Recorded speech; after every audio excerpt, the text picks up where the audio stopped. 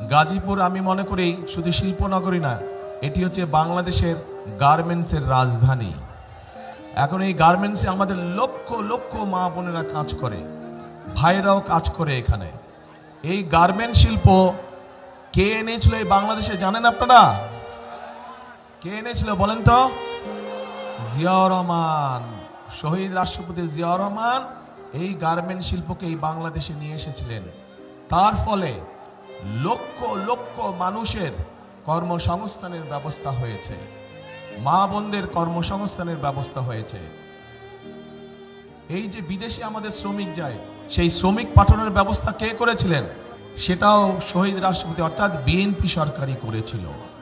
আমরা অনেকগুলো পরিকল্পনা নিয়েছি, তার মধ্যে একটি পরিকল্পনা হচ্ছে এই যে যেমন গার্মেন্ট শিল্প আছে, এই গার্মেন্ট শিল্পের মতো নতুন আরো আমরা শিল্প আনবো, যেখানে আমাদের আরো বেশি সংখ্যক মা বোনেরা কর্মসংস্থানের ব্যবস্থা হবে, যেখানে আমাদের তরুণ ভাই বোনেরা সেখানে কর্মসংস্থানের ব্যবস্থা করতে হবে।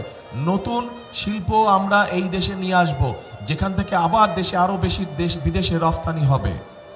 এখন শুধু সেটাই নয়, আমরা এই যে লক্ষ লক্ষ মা বোনেরা আছে, এই মা বোনদের কথা চিন্তা করে আমরা আরেকটি পরিকল্পনা গ্রহণ করেছি।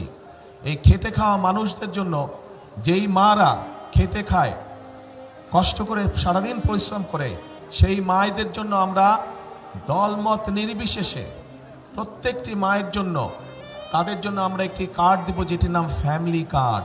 এবং সেইখানে সেই কার্ডের মাধ্যমে আমরা প্রত্যেকটি মায়ের পরিবারের কাছে সরকারের পক্ষ থেকে একটি সহযোগিতা পৌঁছে দিতে চাই, যেন মাস শেষে তাদের কষ্ট কিছুটা কম হয়।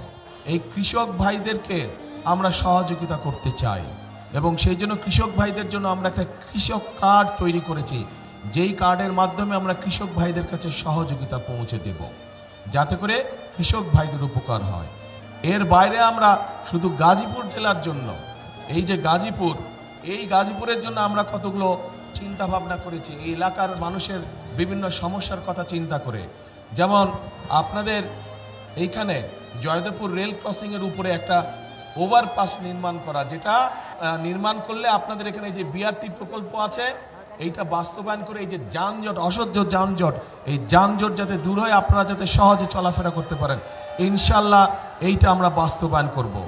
শুধু তাই নয়, বিশেষ করে আমাদের নারী শ্রমিক যারা আছেন, তারা যাতে নিশ্চিন্তে টেনশনে না থাকেন সন্তানদেরকে নিয়ে, সেই জন্য কিছু কিছু গার্মেন্টসে আছে, বাট সকল শিল্প প্রতিষ্ঠানে আমরা আমাদের বোনদের জন্য, তাদের বাচ্চারা যাতে ঠিকভাবে থাকে, ঠিকভাবে তাদের দেখাশোনায়, তাদের জন্য ডে কেয়ার সেন্টার তৈরি করার পরিকল্পনা আমরা নিয়েছি।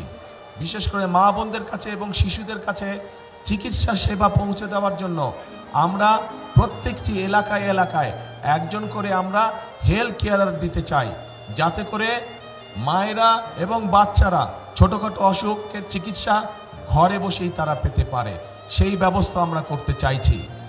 এই কাজগুলো যদি বাস্তবায়ন করতে হয় বিএনপিকে, তাহলে আপনাদের কি করা লাগবে? হ্যাঁ, ধানের শীষকে জয়যুক্ত করা লাগবে। দাঁড়ান তো, প্রার্থী কারা কারা আছেন দাঁড়ান, আপনারা আমাদের গাজীপুরের প্রার্থী সামনে আসেন, এখানে এই পাশে দিয়ে দাঁড়ান, আমার ডান সাইড দিয়ে দাঁড়ান সকলে। হ্যাঁ, এদেরকে জয়যুক্ত করতে হবে।